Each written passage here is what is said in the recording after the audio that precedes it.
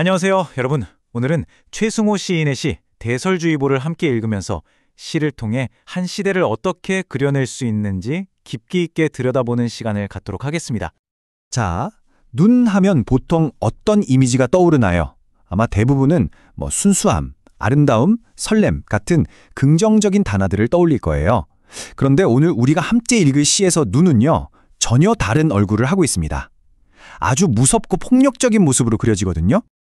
자, 그럼 먼저 시 전체를 함께 읽어보면서 시인이 어떤 분위기를 만들어내고 있는지 직접 느껴봅시다.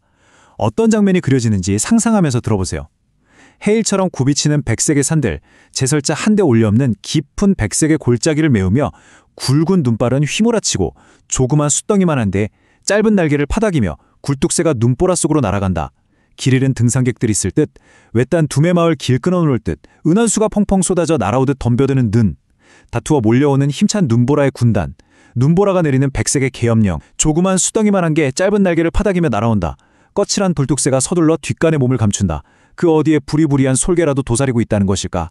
길 잃고 굶주리는 산짐승들이 있을 듯, 눈더미의 무게로 소나무 가지들이 부러질 듯, 다투어 몰려오는 힘찬 눈보라의 군단, 떼죽나무와 떼끓이는 외딴집 굴뚝에 해일처럼 굽이치는 백색의 산과 골짜기에 눈보라가 내리는 백색의 계엄령. 어때요, 여러분?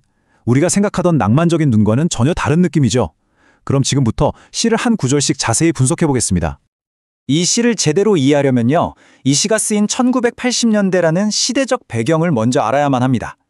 모든 문학작품은 그 시대를 비추는 거울과도 같거든요. 시가 창작된 1980년대는 아시다시피 군부 독재 정권 아래에서 개인의 자유가 아주 심하게 억압받던 시기였습니다. 모든 것이 꽁꽁 얼어붙은 듯한 그런 암울한 시대였죠. 이 시의 가장 중요한 특징은 바로 이 두 세계의 선명한 대립입니다.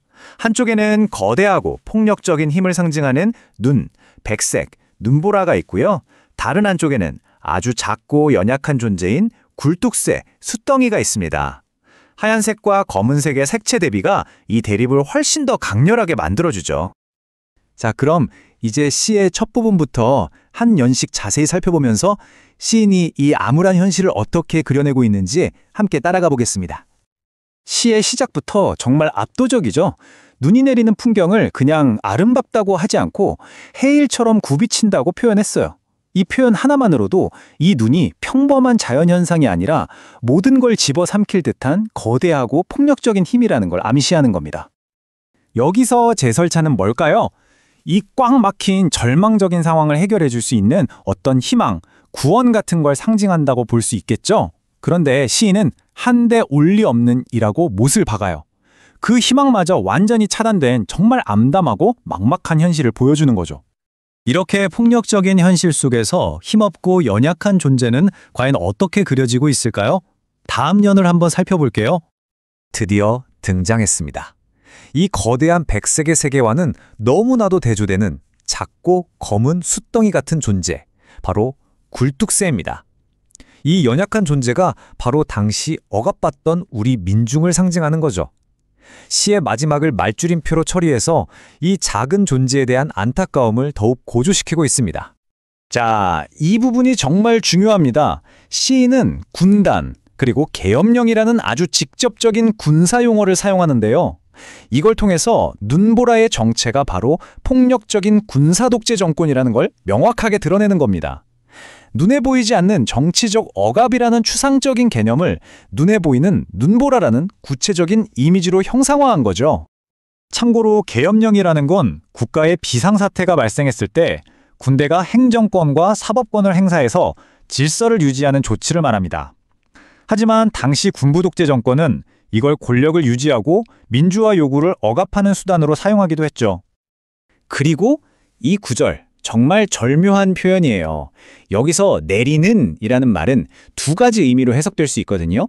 첫째는 하늘에서 눈이 내린다는 뜻, 둘째는 권력자가 명령을 내린다는 뜻.